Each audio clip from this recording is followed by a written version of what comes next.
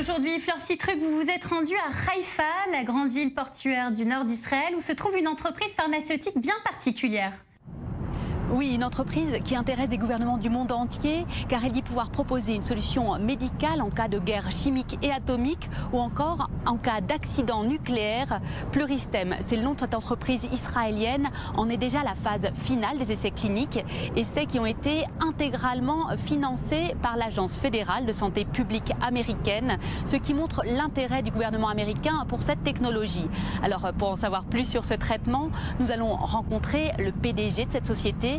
Mais d'abord, je vous propose de découvrir les laboratoires de Pluristem qui sont devenus la plus grande usine de cellules souches au monde. Suivez-moi.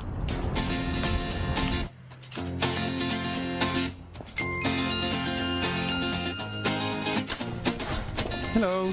Bonjour, Lior Raviv. Bonjour. Nous sommes dans l'usine de cellules souches de Pluristem. Alors comment est-ce qu'on fabrique comme ça du vivant? C'est pas comme de fabriquer des chaussures ou des chaussettes. Comment vous faites? Vous avez raison, ce que nous tentons de faire ici, c'est de transformer la culture de cellules en un processus industriel. Les cellules sont vivantes et interagissent avec ce que nous leur faisons. Ce que nous avons fait ces 10 dernières années, c'est de développer de nouvelles technologies et des innovations dans le domaine de la production des cellules. Les cellules sont cultivées dans des bioréacteurs fabriqués par Pluristem. Ils reproduisent les conditions de la moelle osseuse, ce tissu où se forment les cellules du sang dans le corps. Dans cette pièce, vous pouvez voir un autre stade high-tech de notre production, quand nous récupérons des suspensions de cellules après la phase de croissance. Ce que vous pouvez voir ici, c'est une centrifugeuse high-tech fermée et complètement automatisée.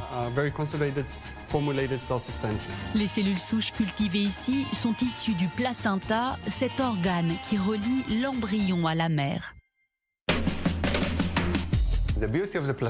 Ce qui est merveilleux dans le placenta, c'est que c'est un environnement unique, grâce auquel même un enfant qui est issu du don de gamètes peut être porté par la mère. C'est la meilleure preuve que les propriétés uniques du placenta ne sont pas liées aux gènes de la mère. C'est pour ça que nous avons choisi le placenta comme source de nos cellules souches. Ces cellules peuvent ensuite être injectées à n'importe quel individu sans qu'il y ait besoin de compatibilité génétique. À partir d'un seul placenta, le laboratoire arrive à produire 25 000 flacons qui contiennent chacun 1 million de cellules souches. Les flacons sont ensuite conservés dans de l'hydrogène liquide à une température de moins 196 degrés.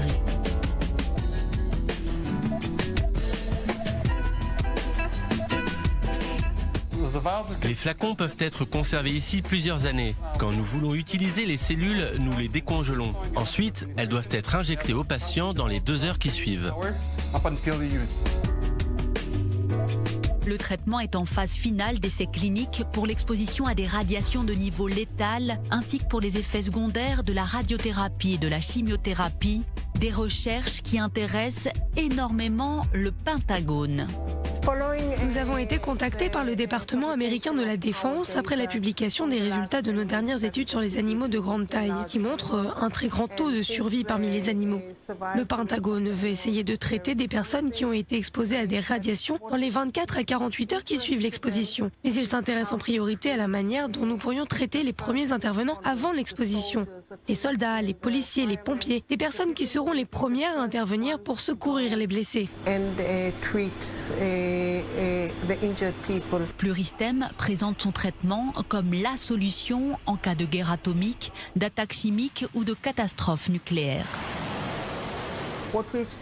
Ce que nous avons observé, c'est que même en donnant de très hauts niveaux de cellules à des sujets en bonne santé, ça n'a pas de conséquences sur eux. Les effets ne sont visibles que sur des patients blessés. Donc, en cas de catastrophe, il n'y aura pas besoin de dépister les patients. On peut traiter tout le monde et seuls les blessés réagiront au traitement. L'usine a déjà la capacité de produire 150 000 doses par an. Notre vision, c'est que dans le futur, ce flacon sera disponible dans n'importe quel hôpital à travers le monde.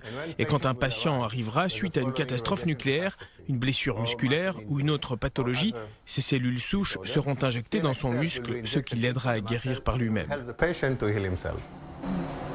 Ça sera dans la pharmacie des premiers secours. Merci beaucoup.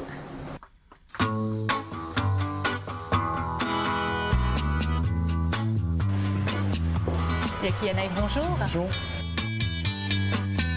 Vous êtes le PDG de Pluristem et à votre arrivée il y a 11 ans avec le coprésident, vous vous êtes lancé dans les thérapies cellulaires à base de cellules de placenta. C'était un choix très audacieux à l'époque. Quand nous avons décidé de développer un produit à base de cellules il y a 11 ans, nous avons compris que nous avions besoin de cellules jeunes qui peuvent être administrées à n'importe quel être humain sans qu'il y ait besoin d'une compatibilité de sang ou de gènes. Nous avons également compris que ça devait être une matière première facilement accessible. Finalement, en additionnant toutes ces conditions, on se rend compte que le placenta est la solution idéale. Des cellules jeunes, fraîches, à haut potentiel.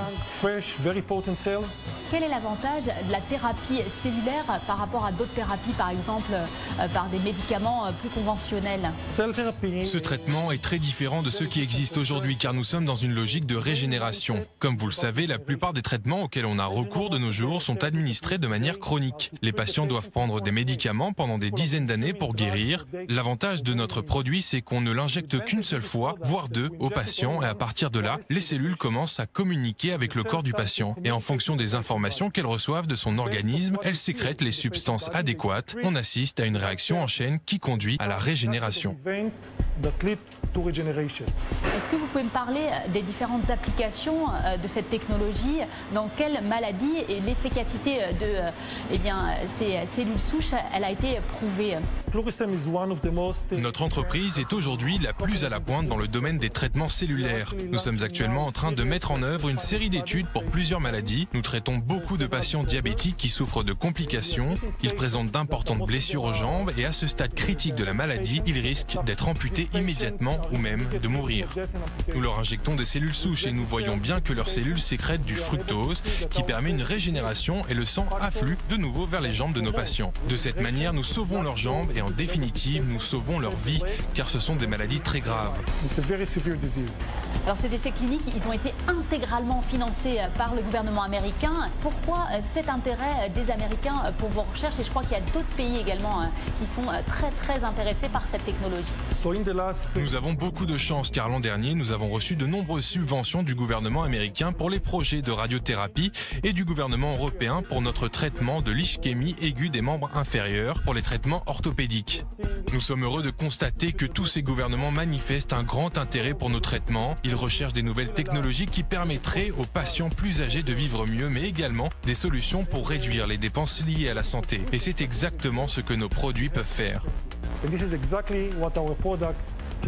Ça pose tout de même des questions éthiques, ça n'a pas posé de problème dans le déroulement des recherches. D'un point de vue éthique, les cellules de placenta constituent une source idéale. Et comme nous recueillons le placenta uniquement après un accouchement qui s'est déroulé jusqu'à son terme, tout le monde est très content de nos produits, donc nous avons le soutien de tous, des républicains jusqu'à l'Église catholique. Comment ça se fait que ce soit ici en Israël que votre entreprise a pu développer cette technologie? Est-ce que c'est l'écosystème idéal? En Israël, la biotechnologie est en plein essor. La preuve, le nombre d'entreprises opérant dans ce domaine a triplé au cours de ces 10 dernières années et Israël va devenir l'un des pays les plus à la pointe en termes de technologie de sciences de la vie. Quel est votre rêve, vous, dans le futur? Quelle technologie vous aimeriez développer dans votre entreprise? Aujourd'hui, la logique en matière de traitement cellulaire est qu'il faut traiter les personnes malades. Moi, je crois qu'il faut traiter les individus en bonne santé afin qu'ils le restent longtemps. Je pense que d'ici quelques années, les gens vont avoir recours à la médecine régénérative et au traitement cellulaire afin de vivre mieux et plus longtemps. Yaki Yanaï, merci beaucoup. Merci. Et donc demain, peut-être que nous resterons tous jeunes grâce à ces nouvelles thérapies cellulaires. Qui sait?